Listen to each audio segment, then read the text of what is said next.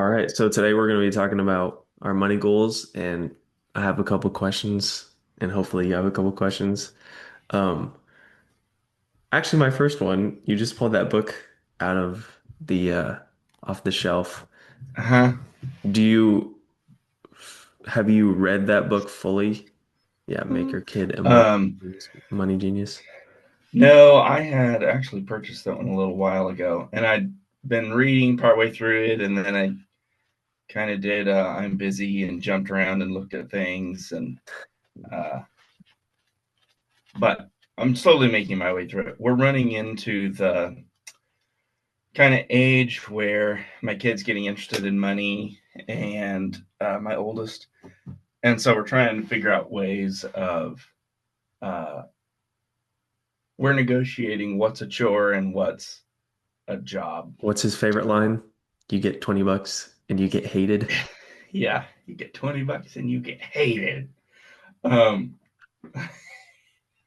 it's so weird. Whatever that means. Uh, whatever that means. We paid my niece $20 one time to take a Christmas photo of us, and for whatever reason, after that, you get $20 and you get hated. Um, so my wife and I are trying to figure out like, okay, what are the things that we need done that aren't chores? Her perspective is a little bit anything reoccurring is probably a chore. Mm. Uh, I'm a little bit more like, okay, there are recurring things that you do because you're part of the house. And then there's recurring things that I would like to be done but aren't necessary. Um, so anyway, we're negotiating that right now. But it's good. It's fun. I want my kid to be money savvy. A money genius. A money genius, that's right. What are Mm-hmm. the biggest But things from that book that you it's found? got stuff in there. And it's got to split it by age somewhat. Um, like talking to your kid about money, teaching your kid to do chores. One thing they mentioned that I thought was real interesting was um, getting your kid to pretend that they're Batman or some other person while doing chores. And they said that in this one study, they took kids and uh, had them do different things. So one group was you do tasks and you ask yourself, are you working hard? You do tasks and uh, somebody else asks you, like, how are you doing? And all these different things. And then one of the last two was like, oh, pretending that you're someone who you know that's working hard, or pretending that you're like Batman and just asking yourself, like, is Batman working hard today? And that was the one that had the most significant change in industriousness while the kids were doing tasks, which I thought was funny.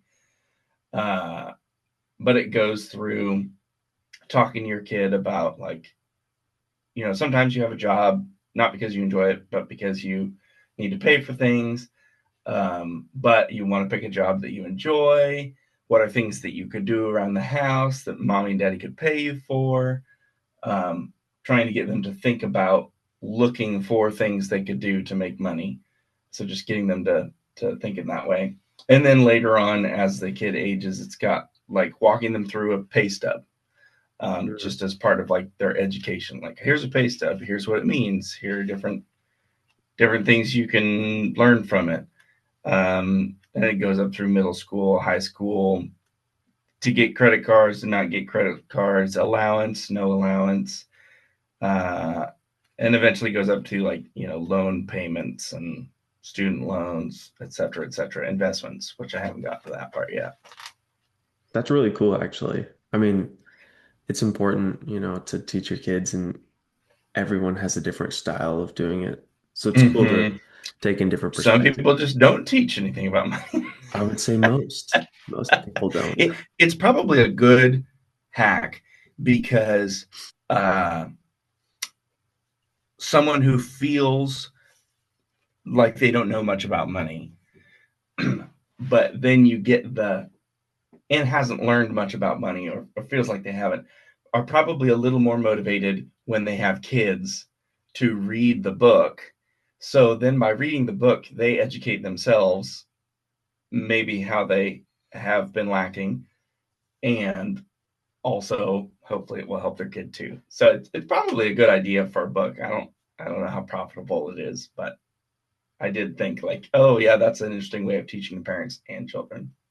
That's really cool. I probably need to get that book when I start having kids.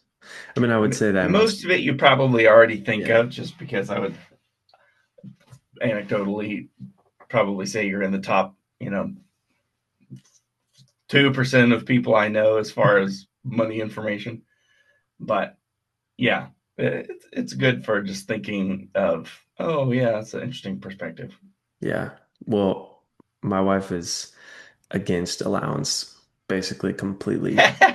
And which is fair because like especially if it's for like doing some stuff that you would do anyways, she's like, Mm, why am I going to pay them to do something they should have done just because they're part of the family? It teaches them like that they should always be paid for stuff and not have to do anything without like a reward, which sometimes uh-huh. you do have to do things without a reward. But the other part is I don't want to just give them free money and be like, okay, here's how you use money, but you got this for free. You didn't have to do anything. So it's like Hmm. they, I feel like the benefit of teaching them how to use money is more than maybe paying them for one or two things that they probably shouldn't have been paid for in the first place. I don't Hmm. know. It's just, The it's gonna, the way that my parents did it, although not intending to, which I liked, was that we got $1 a week, which of course was a pittance. Like the whole point was, though, they started doing that early enough. The point was to teach tithing, saving, spending. So the allowance was really just to teach those principles. Um, and then the dollar never increased. So like at age 17, I was still getting $1 a week. Like Lottie friggin' da. Like it didn't change my motivation to work, because who cares about $1 a week? Uh, you can't I even don't get a know happy whether that was meal. intentional or just their non-desire to pay us more. That's funny. That's Uh-huh. funny. Well, I would say let's talk about our own money goals. So if you want, you can go first or I can. It doesn't matter, but Okay, um, Caleb, why do you want money? I would say there's a couple reasons. One, I want to be able to have a financial foundation that um, allows me to have time flexibility. Like that is probably the number one reason why I want to have a specific amount of money, which in this case, it's about $9 million because that based on the different things that I want to do in life, that's like the foundation that I would need, which is quite a lot of money for today's standards. But also like I want to do a lot of cool things. So that's part of it. And having that amount of money would allow me to be able to work, like do whatever work I want, however I want to do it, and whenever I want to do it. And I'm also a control freak. And so that is something I'm trying to work on, but also not necessarily like a terrible thing. And it would allow me to not have to stress about money. Like, oh, I don't know. I mean, there's so many people who, I don't know, my next paycheck's gonna be, am I gonna be able to pay the bills, all that. And so then they're so focused on themselves out of a necessity that they're not able to put their focus fully on other people. And so if I have a foundation like that, I don't have to focus on myself anymore. I can focus on my family and friends and my community and the people around me.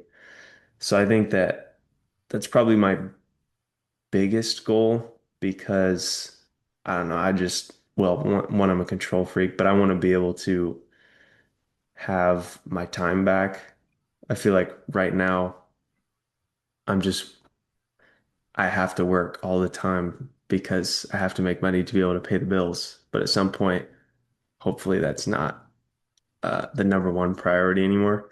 And then another one is I want to be able to spend as much money as I need on my health. Like I don't want to have to worry about should I get this meat or this meat because this one's an extra dollar a pound or this one, I don't know. So, and then like there's specific tests and stuff that I want to do, like blood work and all that stuff. And I don't want to have to necessarily worry like, oh, this one's $250, this one is $50. This is the more important one, but I don't really have the money for this one right now.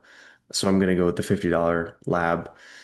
Because I think that other than time, which is the most valuable resource, because you don't get any back, your health would be probably second most valuable resource. Um, because if you're healthy, again, you can then not have to worry about yourself and instead go help other people. And especially, like we talked about a couple episodes ago, our health currently in America is pretty trash. So that would be my second one. And then th this one just kind of covers all of them, but because like having more time and being healthy would allow me to spend more quality time with my family. But really, the third goal is to be able to spend as much time as possible making memories and like being with my family.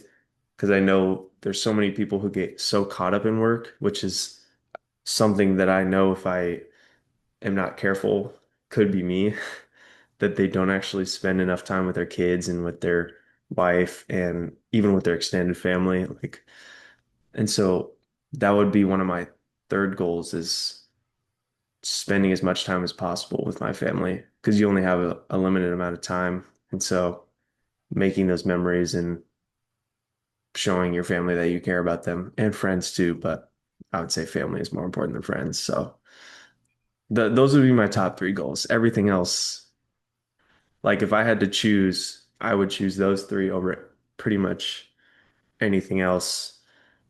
I mean, again, like one principle of all three of those is helping other people, which I feel like is something that God calls us to do. So like the spiritual aspect of it is again over all three, but yeah, that's what I would say for mine. Uh, I have like three follow-up questions in there. I can continue with those, or you can ask what you want to ask. That's up to you. Um, okay, ask some follow questions. Okay. Uh, the first follow-up question is, um, so like in working in electronics and engineering, there's this the tau, which is the curve at which you charge a capacitor or battery or whatever, and it's in the first iteration of tau. So usually 5 tau, you've charged the thing fully, but the first 1 tau is like 63%. 2 tau is 63% of the remaining. Like it's a limit. Mm, So your first iteration is huge, and then it tapers off, tapers off, tapers off. So when you say 9 million, I'm thinking in my head, like what's the minimum out of that 9 million that you think maximizes uh, your ability to do those three things? So like maybe you can't go buy any meat you want, or have any doctor you want, but you can have 90% of them at your call, or 75% of them, right? Uh, like how much is it to live? How much additional million is this is Caleb is living better than most humans. Well, okay, that already happened. that is true. But you know what I mean. And then Yeah, how much is like cream on the very top? yeah. Um, well, the biggest expense would definitely be our house. I don't want like a huge house, but Kate wants a lot of land because she wants to like grow. She wants to raise up beef cattle, have chickens, donkeys. I can name every animal and it would be something on her list. But just thinking about how much land we would need for that, which I mean, we could definitely try to make it as small as possible, but I don't that's the biggest expense is so like the way that I did I did a $3,000 house. I mean, sorry, a 3,000 square foot house, which is pretty big, but also like if you have a basement and an upstairs, it's like it's pretty normal for American standards. It's not like anything huge. And then it was either 7 or 10 acres, which My parents have about 6.5. Her parents have about 7. So maybe I said 10 acres, which is a little more than what they have, but it's not like overly extravagant, I guess. Um, the thing that's extravagant is I do want a a barn for animals and then a barn with a basketball court, which that is the piece that would cost the most. And so if I had to like cut off as much as I could from that 9 million, unfortunately that would be probably one of the things that has to go. Because that would cost a lot just to keep up and maintain. But the rest of it is like we kind of need a barn for animals if that's what she's gonna do. Maybe we need like 5 acres to have all those different animals actually be able to like roam around and not just be stuck in a 10-foot pen or something. Um, so I would say that the house price doesn't, it's not going to change a whole lot, which means it's still kind of expensive, especially if this is in the future. And so I don't know. I mean, I want to say I could probably go down to like 5 to 7, maybe. Because also I have like a health trainer and like an well, no, it's not a nutrition. Well, yeah, I have like a strength trainer and a nutritionist, which is something I could do on my own, but also those expenses aren't like huge, so it's not going to cut it off that Hmm. much. I would have to go run the numbers again. I want to say like probably 5 to 7. 5 if I started cutting a lot. 7 would be just cutting some of the take my time back type of stuff. Because I know we've Uh-huh. talked about this before. Like, why pay someone for like strength training work and nutrition work when I can probably go do it myself and I don't have a bunch of clients, which means I'll probably take more time to figure out what's best for me. The thing then goes back to the whole I want to buy back my time because if I'm like, hey, here's some of my goals and I give it to someone else and I've vetted them that they're going to do a good job of like reading studies and building a plan for me, that saves me a lot of time, which goes back to my first goal. So I definitely could go down. I guess the whole point of everything I'm saying is I could go down probably to like 5 to 7, but then I would be giving up some of my time because I would be doing things myself that I wouldn't pay someone else for. So it would take away a little bit from my goal of getting my time back. Hmm. I don't know, but How much of that, so like making 9 million your goal, how much are you doing now to get to that goal that you enjoy? It's in the quadrant of is maybe not profitable now, but profitable in the future, and it is soul filling for you. I would say that starting this week slash next week, I will have a much better answer of how the AI business is going. And because part of the reason why I even thought about helping businesses with AI in the first place was because I would look at Zapier all the time and I'd be like, oh man, what if I could build some cool automations for myself? And then I was thinking, what if I could build some cool automations for someone else? And so I enjoy thinking about those automations. And then I've got a developer who actually is going to be building and has built one so far because I'm more of a idea type of person and less of an integrator, which I'm trying to get better at. But I think that is like the path for me is the AI business to maybe have an exit to where I could make that 9 million. And I've been trying to um, estimate it out, including taxes and everything. So it's probably going to have to be like 13 to 16 million. I don't know. But I would say the AI business is like, Oh, so 9 million is net, not gross.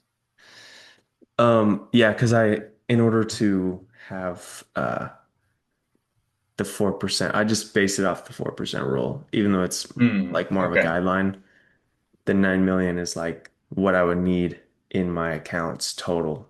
Oh, So gotcha. that would have to be net. Gross would have to be more, which Hmm.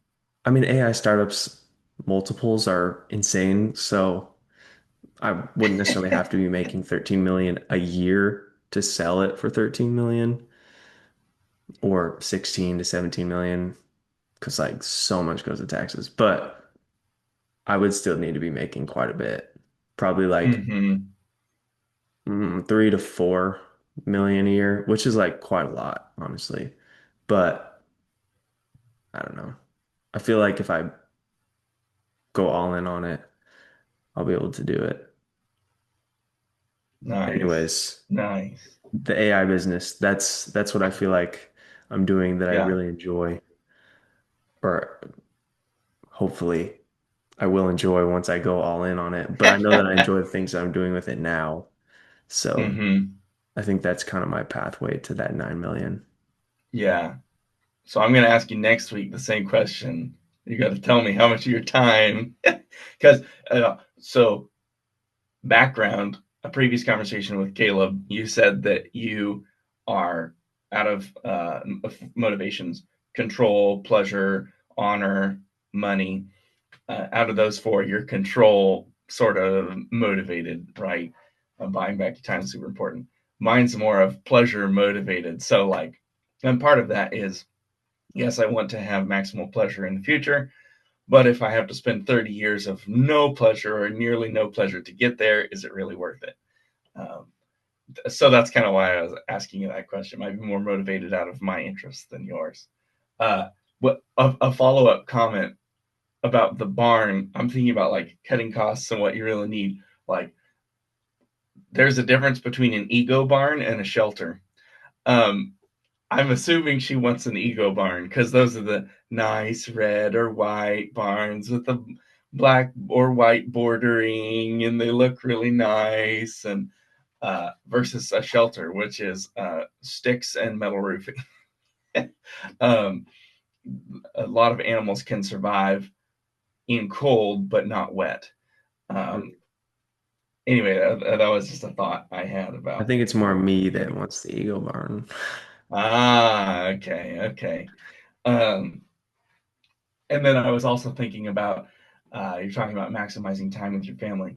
Have you considered what you think the maximal amount of time with your family would be? I mean, I know that's subject to change, right? Like, you don't have kids yet. Um, so, like, depending on whether you hate them or love them, is more or less time. But, like, if a certain amount of your time is spent doing hobbies and health or whatever that perhaps your spouse or kids aren't as interested in, um, and you still want to do those, what, at least from today's Caleb's perspective, would be the optimal amount of time to spend with your family? Uh, I'm thinking about this because my recent conclusion for myself, which is that I want to feel like I would want more time to do all of my hobbies. If a hobby ever gets to the point that I feel that I don't need more time to do it, then I'm spending too much time on it. Right? That's the nature of a hobby. It should always feel enjoyable. Otherwise, why is it a hobby of yours? Yeah. I haven't sat down to consider a specific number, but I do feel like I have a great relationship with my cousins, like my actual cousins, Mm, my siblings, my parents, Kate's parents, her cousins, her siblings, and then our kids. Obviously, at some point, I'll have hopefully have a good relationship with them. So I do feel like there are so many different people in my family. Obviously, I won't have the same relationship with my cousins that I do now, but I think we're close enough to where if I'm spending a lot of time with my immediate family, like my wife and my kids and stuff. And I get to the point where I'm like, okay, now I'm starting to get a little frustrated more quickly than I was because I'm spending a little too much time. There are so many other people in my extended family that I would want to hang out with. I Mm-hmm. think that I could balance out the time. It would kind of take some trial and error. Like spending 24 hours a day with one person is hard. And no one can say that they could do that because that's just not possible. Like at some point, you're going to get frustrated with that other person because they're different than you. But I do feel like there are so many different people in my family that I could definitely spread out the time if I ever felt like I was getting a little frustrated with whoever I was hanging out with. But the other thing is, I do think that I'll have, right now, I'm working and then I'm doing the things that I want to do, like health Mm-hmm. related and my hobbies. And then I'm spending time with my wife and my siblings. But if I'm not working, so this time kind of gets compressed with my wife and siblings because I do care about like my health and some of my hobbies. But if I'm not working, I will have, I guess I'm kind of weird that I can do the same thing like so much and not, uh, I guess I have to, there's got to be a caveat. If it's something I enjoy, I can do it a lot and not really get as bored of it. Like basketball, I could play every single day for the entire week, play like 3 hours a day, and I would want to play next week. If it's like sitting or just sitting and talking, then I'm like, all right, I'm getting kind of bored. But it would give me more time to do those things, which would give me more time with my family that I could spread out amongst everyone. So yeah, that's my answer. I don't have a Okay. specific time. Okay. All right, your turn. So what are your money goals? Right now, I'm basically shooting for 2.5 million is my like freedom number. Uh, I have low expectations of uh, life. How about that? I have low expectations but large goals. Hmm. Um, so, uh, me and a coworker were actually just talking about this. I compare myself to my grandparents for some reason. I don't know why. And I added a book to my wish list, which is Myths of Happiness. Um, why the things that you think should make you happy don't. Um, and it pretty much talks about how for most humans it's a comparison. Happiness is a comparison emotion. Um, and it just so happens that my comparison is like 100 years ago. Um, so I quite enjoy the little things, right? So spending time in my house that I recently bought and working in the yard and reading, and AI has significantly changed the quality of my life because I'm very curious. Um, so 2.5 million gets me to the point that I no longer am required to work for someone else 40 hours a week. I could have maximal control over my time. In reality, I probably need 2/3 of that um, to, or even a half, to very much increase the quality of my life. Because right now, I'm working like 55 hours. If I only had to work 20 hours for the rest of my life, like that would still be a monumental achievement in the level of uh, my existence. Um, I also have the ability to work for a good amount of time, and it doesn't bother me a whole lot. Beyond that, um, it's mostly like looking for opportunities. I really enjoy, besides learning, I really enjoy a couple things, and that's like solving problems and connecting people with solutions. Even if I don't have the solution, knowing where to point somebody to is very enjoyable for me. And I think that's true of everybody else to some extent. Um, Unless they're and I selfish. really like investing. Yeah.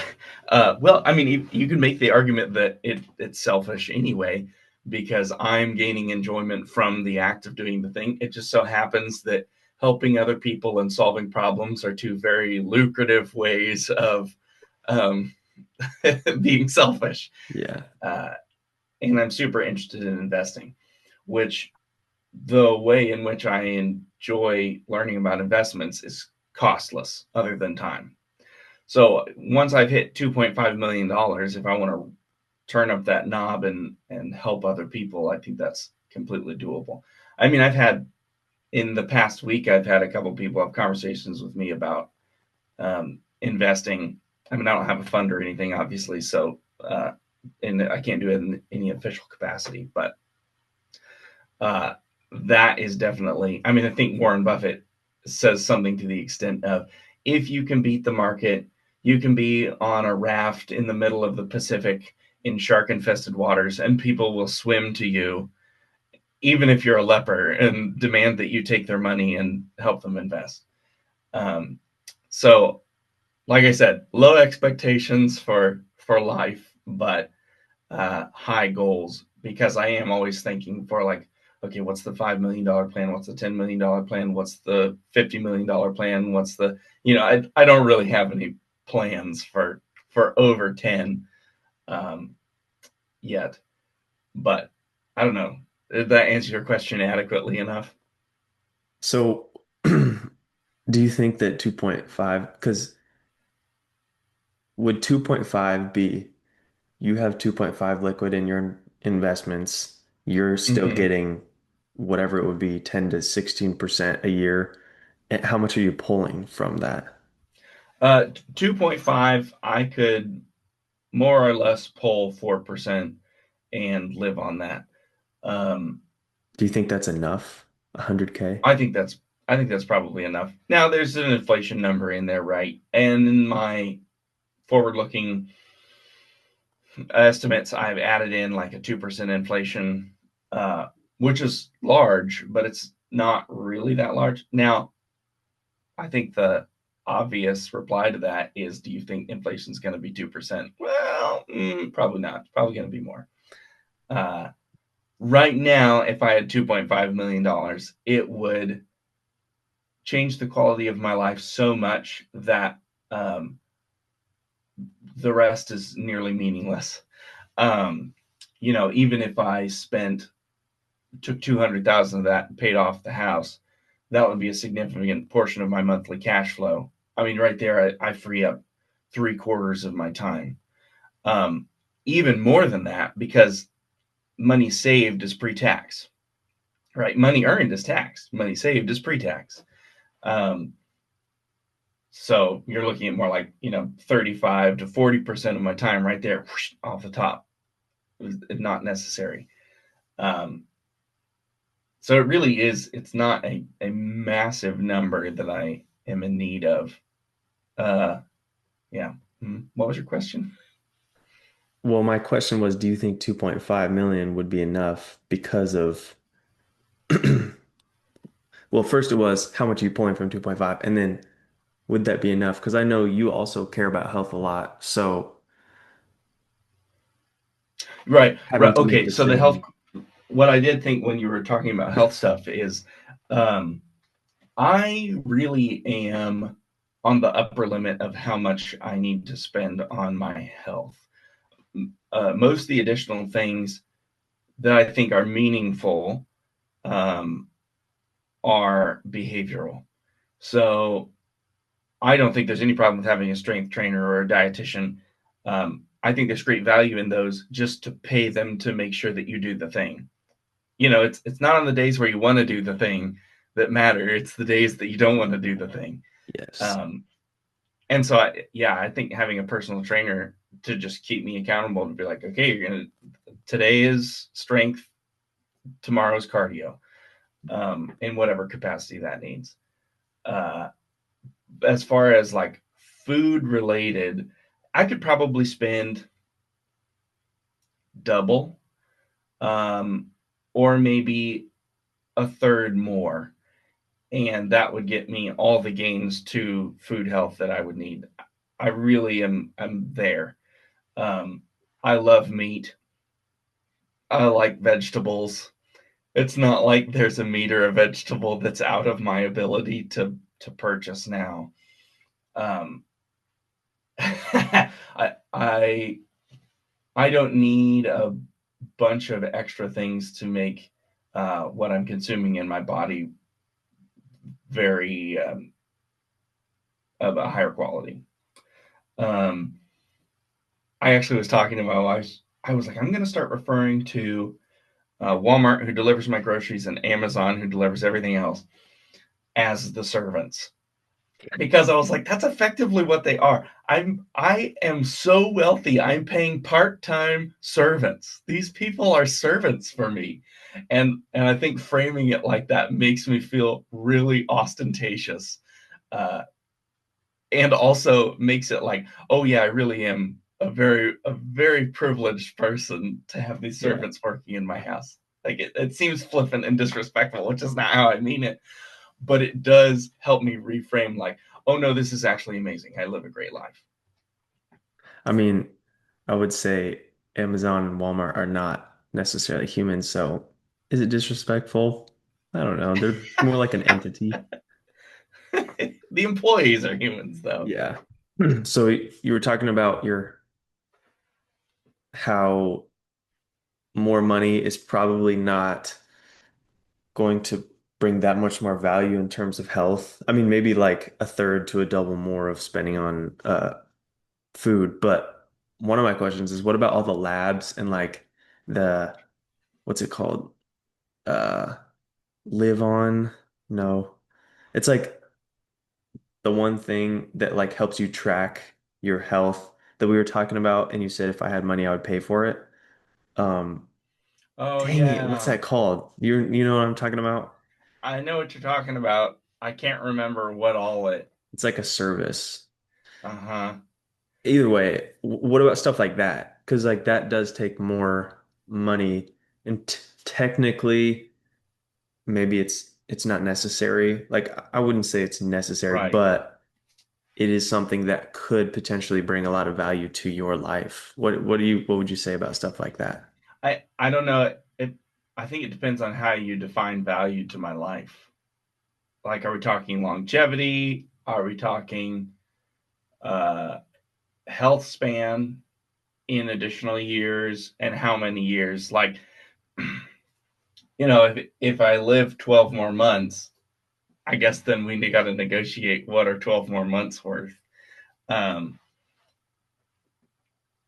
to me, from my research, it seems like the biggest thing that you could change is do exercise. If you're exercising regularly, that's like 70% of remaining healthy and fit. The other 28% is eating, and then the rest is negotiating over the last 2%. Um, like without doing any blood work, no blood work, no blood pressure, no tests. I can tell you, if you're exercising intensely 3 to 5 times a week, like five being optimal, um, and you're eating real food, you're eating cleanly, I don't have to take any things to tell you that your VO2 max is going to go up, your blood pressure is going to go down, you're uh, probably going to have fine blood sugar. I mean, unless you're an outlier, um, you're going to be at way lower risk for Alzheimer's, heart disease, diabetes. Like that's probably going to get you to be in the top 5% of all humans, just by doing that. I mean, just by working out 5 days a week and as somewhat intensely, you're already in like the top second percentile or fifth percentile of athletes, which is crazy. Um, but hey, I mean, there you go. Uh, all of that, you could argue, takes a little bit of time for the exercising, and you're going to spend more on your food than somebody who is, well, that might not even be true. Compared to somebody who eats at McDonald's once a day or 5 times a week or 6 times a week, you may not spend more than that. True, true. I guess for me, it's just I want the flexibility to be able to get that extra 2%. But also, I know we talk about this all the time. So there's not really a point in rehashing, but we're just different in terms of I care probably a little too much about the 2%. I'm not saying by any means that I'm hitting that 2%, but I'm saying Mm-hmm. that I really want to, whereas you, and it's probably a good thing, is like I'm doing what I can control and at this current point, and that's all I can do. Right. Just Yeah. I'm a satisficer, right? Like getting on the dartboard is good enough for me. I don't have to hit the bullseye. yeah. Um, but I probably shouldn't be a surgeon. So there's that. I'm not an optimizer. I do know optimizers, and there's one optimizer in particular that I am really trying to get to enjoy investing, although it's not working because I think he'd be excellent at it. But oh well, here I am. I am me. Yeah. No, that makes sense. My another one of my questions for you about your money goals is what do you want your work to look like? I guess some context is if I was doing the work that I really enjoyed, that would be totally fine because I would count that as like my hobby at that point Mm-hmm. because it's work I actually want to do and enjoy. For you, if you do you think that the 100,000 a year off of 2.5 million with the 4% rule is enough to cover all of your expenses, or do you still need to work? And then based on that question, what work would you be forced to do? Mm. Because I know you want to do some investing, but what would your other work be to pay the rest of the bills?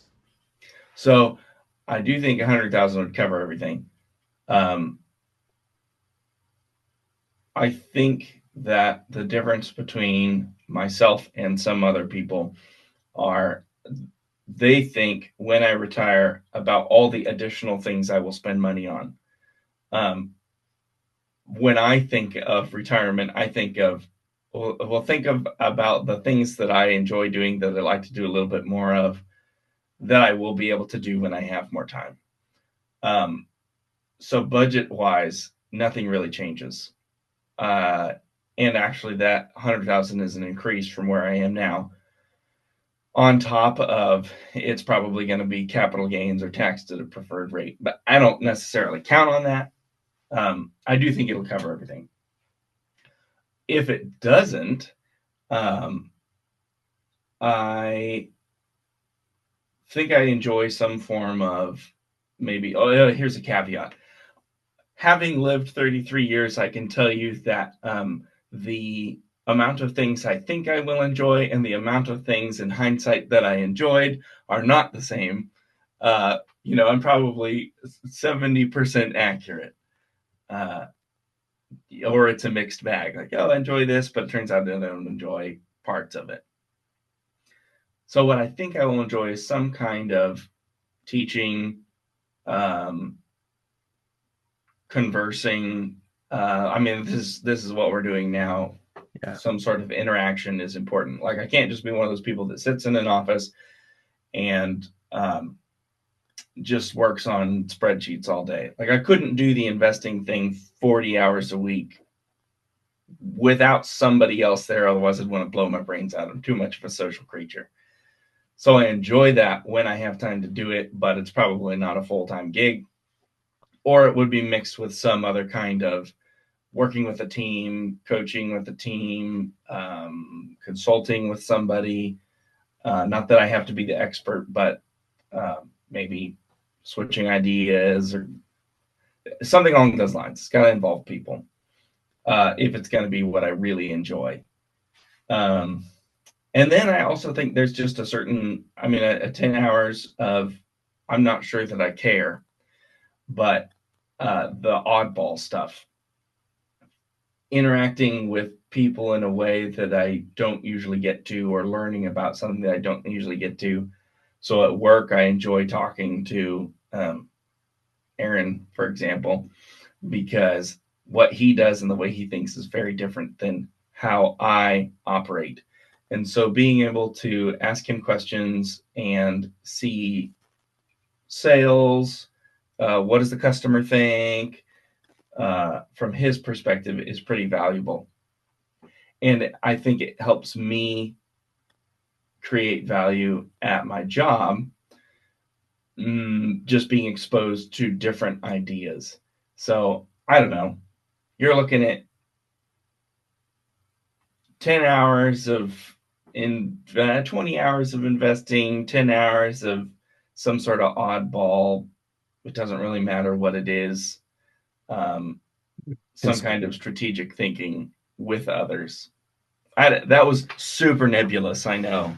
Um, I enjoy what I do now. If I had to do what I do now in some capacity, I could do it. I'd In prefer terms it of not be like 40 hours, bookkeeping. but yeah, I don't even know if I'd call what I do bookkeeping. Oh, random stuff at a bookkeeping company. Uh-huh. Yeah, that's probably more accurate.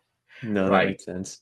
Do you think that people, this is like hopefully a quick question, but do you think that there would be room for you to do 10 hours a week for someone without doing more? Like without getting pulled into more, I guess. Mm-hmm. Uh, I would say I'm not opposed to getting pulled into doing more, if it's something that I enjoy. Um, I think the 10 hours would definitely be more of a, in theory, when I retire, I will have even more knowledge than I have now from varied universes, right? Finance, economics, Marvel, DC, I mean, yeah, science, behavior, advertising. Uh, and so I think there's an argument to be said for maybe what I do becomes a little bit more client facing advising. hmm, No, that's not true. Advising the people who are client facing. Um, okay, you got your finance, you've got your service. Here's how to make it even better. Here's how to turn up the dial on the value that you provide for people. I think there's a great argument for uh, that being a way to leverage your time. Well, that was interesting. Um, yeah, it basically just the umbrella of consulting. It's very nebulous. I know. I don't. I'm loath to, or I'm apprehensive to answer. Oh yes, I love investing. I'll do it 40 hours because I've never experienced it, hmm, and my experience is things that I think I will love a ton. Maybe I love a little less, and things that I didn't think I would find interesting once I start getting into them, I find interesting. So yeah, that's a hard one to answer. yeah. An interesting note for me is I have experienced basketball 40 hours a week. And the funny part is when someone was telling me where I had to be during that 40 hours, I hated it. But then I would go and spend an extra 10 hours myself playing basketball, but no one was telling me what to do, so I really enjoyed it. So I've experienced that, and because of my control need, it's just some weird, I don't want anyone else telling me what to do, but I'll do it myself. So I don't know. Right. Right. I mean, this is the whole reframing of the guy I told you about, the tutored and taught, and teaching was terrible, but tutoring was great. Functionally, they were the same thing. They're helping the same group of people, the same content, but in the one, people were there of their own volition and he was solving a problem. In the other one, he was the problem. He was the obstacle in front of getting their degree or whatever. They were Yeah. required to be there. Just Yeah, no, that makes psychologically sense. reframing changed the whole thing. So I know you probably have other stuff you want to do today, but my last question for you is turning it back on you. We've talked a little bit about I think we've talked about this before. I don't know if on here, but we've talked about how much time you would probably spend with your family, but what about when your family grows? Because you're not going to stay with two kids forever, obviously. Hmm. Even soon, it's going to change. So what about like the more kids you have? Obviously, you're going to be spending more time with them. How does that affect your work in the future, especially if you continue to have even more kids after you're Hmm. 30? Yeah, I think there's a good argument for exactly what I was saying before about your hobbies. You should always want to have more of your hobbies. Um, Definitely during COVID, we went through a season where my wife and I spent, 24 hours a day together, and I enjoyed that. Now, I grew up being homeschooled, so spending 24 hours a day with the same people was like, that's just what you did. Um, some people think that they could do that, but in the West, it's very unlikely to have experienced it unless you were artificially in some system that forced you to do that. Uh, Now, when we were spending 24 hours in the same room together, I'm like working remote or whatever, and she's um, also working remote or working on projects or whatever. Like we still had our own little hobbies and things. And so I think it's possible.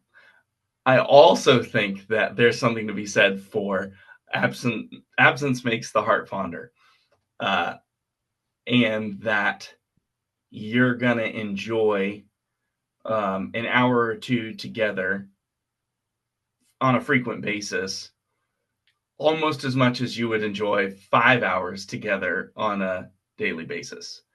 Um, there's probably not a huge difference. I mean, I was just actually hearing somebody talk about it. It is almost it is it's usually significantly better to take many small vacations, like weekend vacations, rather than one big one or two big ones. Um, Kind of breaking up the calendar year, and you feel like you've refreshed and you've done something special. And people generally like that more. Um, so yeah, I think there's a great argument to also just be said. There's going to be more people, and if I intend to spend time with them all, it's going to take more time. Which I'm open to that idea. I'm not opposed to it. I also think it would be fun to help teach my grandkids or my kids if I have more time, because there are things that I get really excited about. I'd say what I'm good at is uh,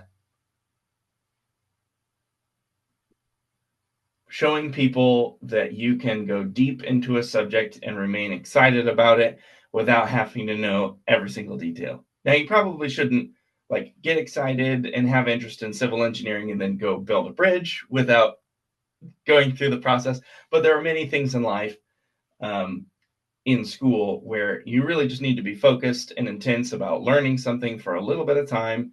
And if you learn some stories and you're interested about it, you'll remember it for the rest of your life. These are not things that you're going to build your career on. They're just things that you should kind of vaguely know a few facts about to be a civilized person. So I think that teaching my own kids and grandkids could be valuable. Um, okay, so maybe I'm working 30 hours a week and I'm spending 10 hours a week with family, um, and that's not including the weekend or evenings. So I mean that to me is pretty significant. Yeah, that makes sense. I guess for me, my family plays sports a lot, and so we could play sports for Mm-hmm. 5 hours in one day and want to come back the next day and play sports for another 5 hours. Kind of weird, but yeah. No, I get that. That makes sense to me. I mean, yeah, I can see that. Um, do you feel like when you were spending 24 hours a day with your wife that you like enjoyed all 24 hours, or did not that you got tired of her? Because I mean, I know she's your wife, and but do you feel like there was ever any tension because you were spending so much time together? Mm, no, I wouldn't say so. Um, right now, with just our constraints on life, we try to guard time together pretty aggressively. Um, we don't usually go spend time.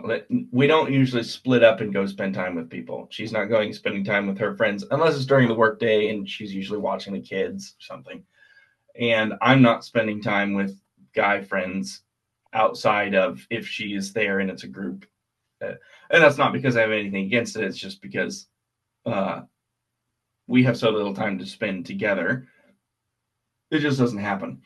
I would say that when we were spending all day together during COVID, it actually probably it really strengthened our marriage significantly. Um, and it was great because it was right before we had kids.